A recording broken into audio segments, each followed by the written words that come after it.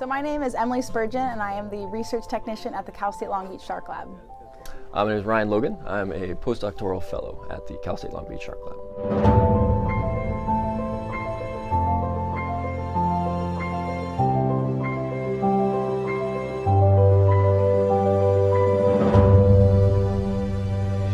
So we have a wide variety of research questions that we're trying to answer using a wide variety of technology and methods. So essentially we're trying to figure out why juvenile white sharks are aggregating at certain beaches in Southern California, as it contains a large number of their nursery habitats for the western coast of the United States. We're just trying to figure out, are they aggregating at these beaches because of prey? So are they following what they want to eat? Or is it because it's safe, they're hiding from adults that might want to eat them or other predators? Or is it because these beaches have environmental factors that are perfect for these juveniles, so the perfect temperature, salinity, turbidity? And so we're using a wide variety of methods to kind of answer these questions to figure out why the juvenile white sharks are really there. So essentially, to find where these sharks are moving, we use two different methods of tracking. So we have acoustic telemetry, which uses sound waves underwater. So each transmitter or tag that we put on the shark has a unique ID. So every time it swims past one of our receivers that are stationed, essentially listening stations in the water, that listening station records the date, the time, and the ID of the shark that swam by. In addition, we can also use satellite technology, so satellite tags. Now, this transmitter, anytime the antenna breaks the surface of the water column, we get a kind of a ping to the satellites of where generally that shark was located.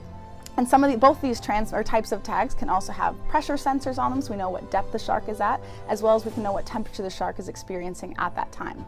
Now, in addition to knowing where the sharks are moving, we also wanted to know where their prey is going, as well as what are the conditions these sharks are experiencing.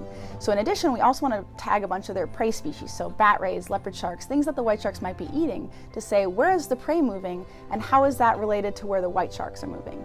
So because these aggregation sites of juvenile white sharks happen very close to the beaches, so they're often sharing the waves with the public, so underneath swimmers and surfers, they're sharing the waves, so we don't necessarily want to put bait in the water because that poses another risk for people as well. So essentially how we tag them is two different methods. We'll either use jab tagging, which is where we'll spot the shark with the drone, literally sneak up on it, the shark, and then dart a tag into the base of its dorsal fin. It's just like an earring. So these sharks are made of cartilage essentially, so it's just like piercing an ear, and they have a new bit of jewelry on their back. In addition, if we don't want to jab a tag into the outside of their back, we can do something called strike netting, where we'll put a gill net across the path of the shark. We'll entangle the shark, we'll capture it in, and then we can surgically implant a tag into its body cavity, which can last up to 10 years of tracking their movement. Now, for this trip, we are trying to do some strike netting to be able to actively track where the shark is going for 24 hours straight. What we're trying to do is a smart tag track. So a 24-hour track where we clamp on the dorsal fin of a shark a tag package that has a video camera on it, has an accelerometer, a magnetometer, gyroscope. It's got an acoustic pinger so we can follow the shark, and then a satellite tag, so when the tag comes off, if we're not super close to it, we actually know where the tag is. So that was one of the goals of this trip. Unfortunately, we weren't able to get one of the sharks in the net to do that track. We were successful in some other taggings, so happy about that, but we'll be back out in about 3 weeks or so to hopefully get another one of those active tracks out. Because the limitations of where the sharks are, how deep they are, we weren't able to successfully capture one with the gill net, but we were able to successfully dart a tag into the back of one of them, as well as tag 3 bat rays, which was great for us because now we can understand where their prey is moving as well as where the sharks are moving. So a lot of what we're trying to learn with these sharks is why they're forming these aggregations and what they're doing while they're there. So we've learned from some of our other tagging technology, our acoustic tagging technology, that these sharks can spend up to 6, 7, 8 months at a time in these very small stretch of beach where they have a whole coastline available to them. So why are they using such a small area?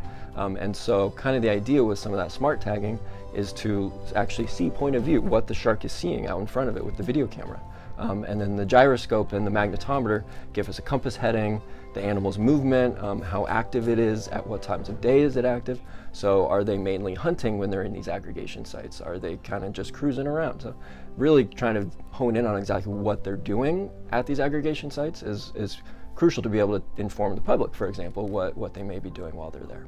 So our goal for this research is to really help inform the public why the sharks are doing what they're doing, because white sharks have so much mystery around them and there's a lot of negative press that these animals get. And so because they're sharing the waves with the public and they're in such a shallow, near popular beach areas, we're trying to understand what's driving their movements, why are they going where they're going, so we can understand kind of why they're making these decisions, and then help inform lifeguards and the public about why they're sharing the waves with them so the public doesn't have to be as afraid of these sharks.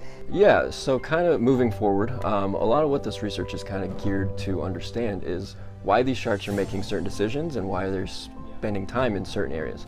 And so a lot of that is looking forward in terms of climate change. So why are they spending time in this certain stretch of beach? Is it a temperature thing? Is it a prey availability thing? So when we start to understand why they're making these decisions, then we can start to predict where they may inhabit in 10 years, in 15 and 30 years.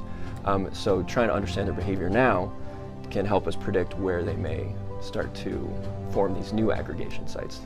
These kind of things are very rare to be able to be out and stay on a boat for a few days at a time when you need to do something like a 24-hour active track, where it's really nice to have a home base out on the water, and that's some kind of a information that you wouldn't be able to get trying to work from land. It's much more difficult to do something like that. So huge thanks to you guys for allowing this to hold all of this to be put together. And we really appreciate, SeaKeepers and Tom especially for helping us out in this, because especially tracking these sharks for 24 hours, if we want to do that, we just wouldn't be able to do that on our own. So this is a tool that we can really take advantage of to do some research that we would not otherwise be able to.